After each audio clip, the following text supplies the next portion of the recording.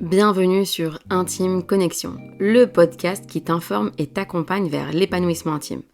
Je suis Zina Hamzaoui, sage-femme, sexologue clinicienne, thérapeute de couple et auteure du livre Chut Chouma, et j'ai comme mission de transmettre ce que j'ai appris depuis plus de 10 ans pour enfin parler santé sexuelle sans tabou, tout en étant aligné avec nos valeurs spirituelles et de pudeur.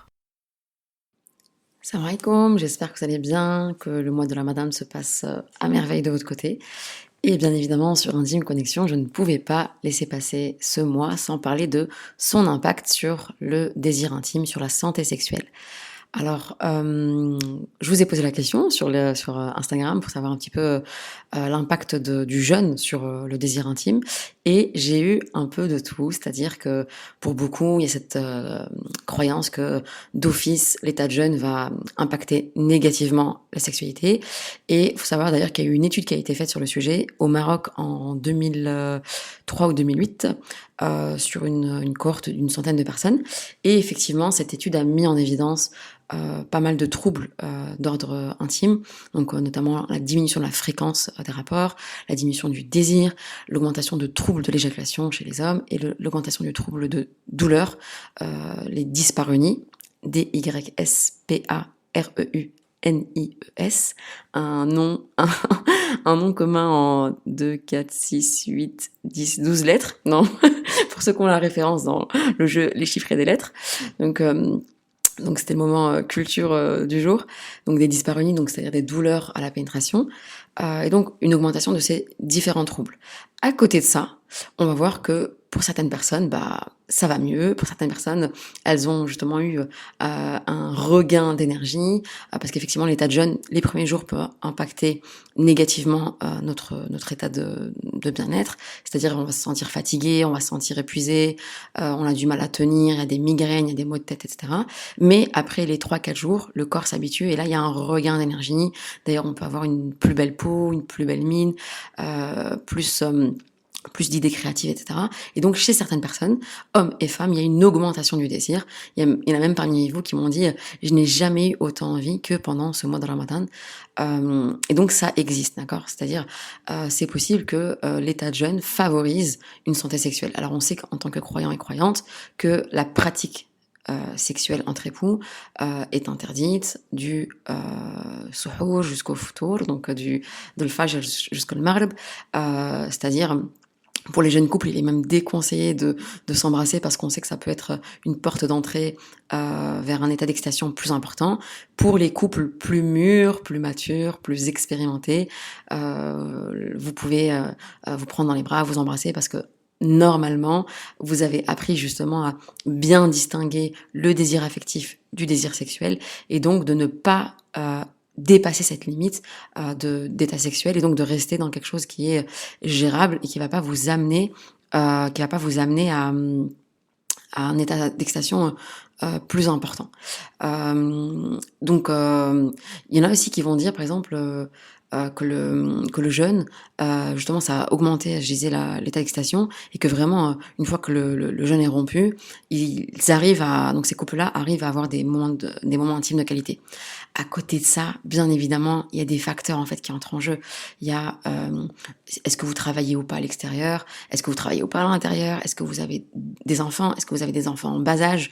Et là, je fais vraiment un big up à toutes celles et ceux qui ont des enfants en bas âge parce qu'on sait que cette année, l'heure du ftour correspond à l'heure de la mise au lit pour beaucoup d'entre nous.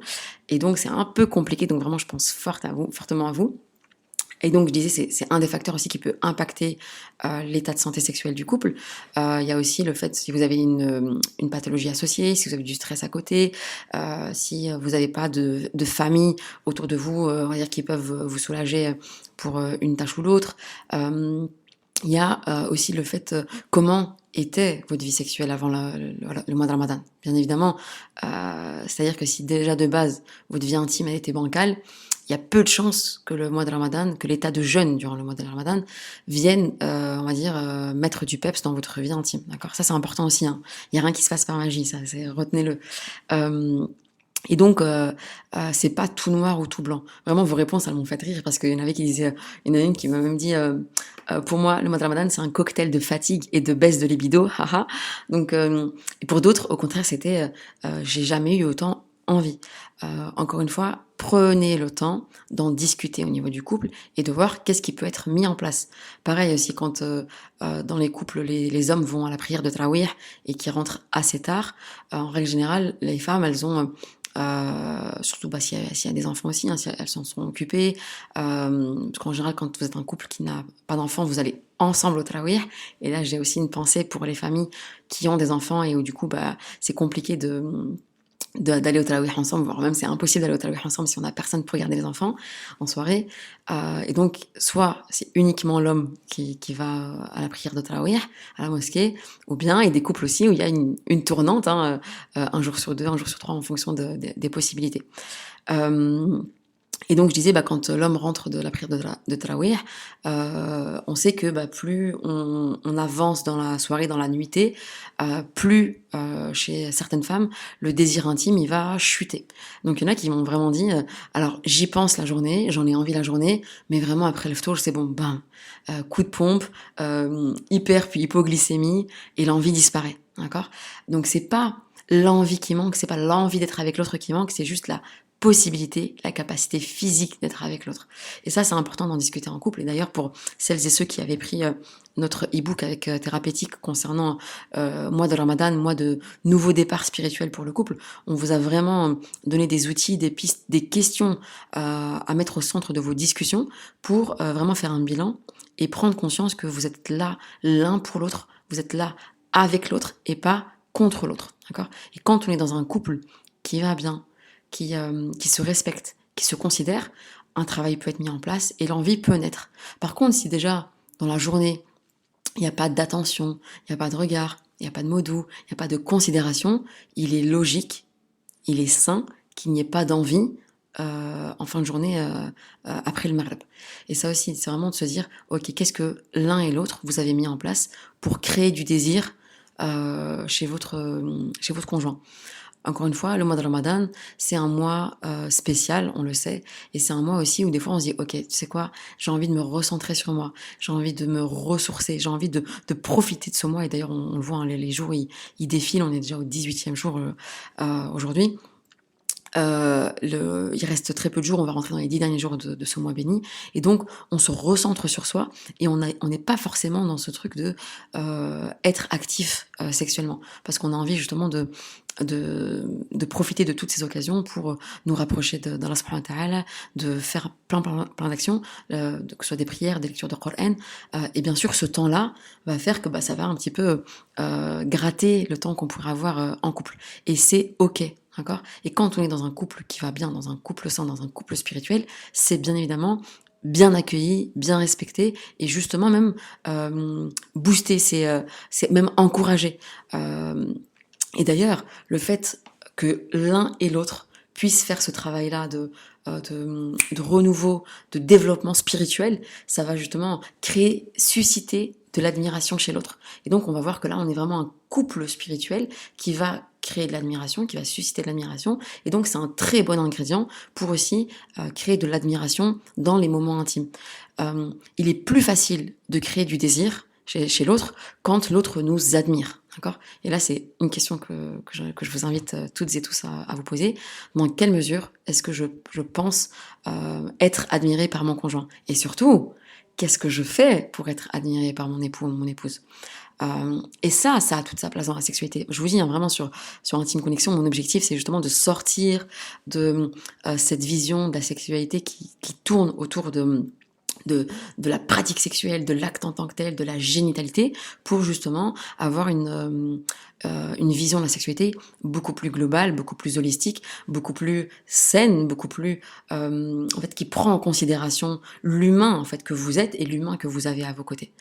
Je ne pouvais pas aussi aujourd'hui je ne pouvais pas, pardon, ne pas parler justement du désir sexuel aussi chez nos frères et sœurs célibataires, parce qu'on n'en parle pas assez.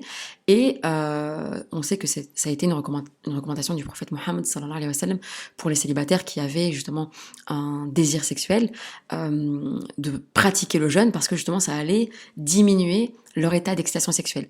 Et là, c'est quelque chose qui est très généralement vécu, ressenti par les personnes célibataires, hommes et femmes, parce que les femmes célibataires aussi ont du désir sexuel, et je pense que c'est important de le rappeler, et c'est un signe de bonne santé sexuelle, et donc profitez-en aussi vraiment pendant ce mois-ci pour encore une fois vous ressourcer et vous connecter à vous-même, et c'est ok d'avoir du désir sexuel. Par contre, c'est qu'est-ce qu'on en fait. Quand on est célibataire, c'est qu'est-ce qu'on en fait, et aussi comment est-ce qu'on le nourrit, comment est-ce qu'on l'alimente. Est-ce que justement on ne l'alimente pas trop? Est-ce qu'on n'est pas trop dans des stimuli visuels, que ce soit dans des photos, dans des images, dans des films, dans des séries, etc. Et donc en général, pendant le mois de Ramadan, il y a une diminution de consommation de séries, de films, et donc très certainement une diminution de cet état d'excitation sexuelle.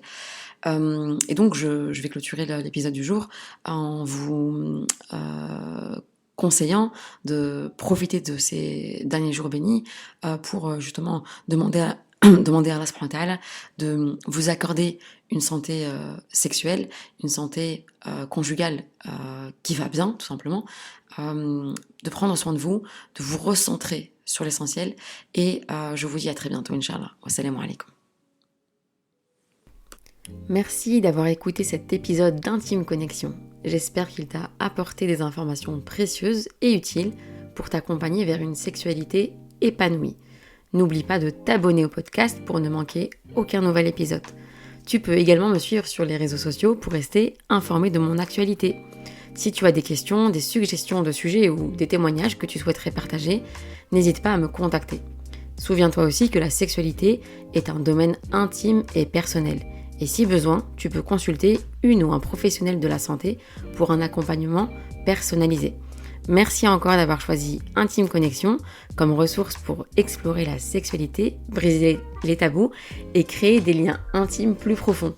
Prends soin de toi, cultive l'amour et l'intimité, et je te retrouve très bientôt pour un nouvel épisode d'Intime Connexion.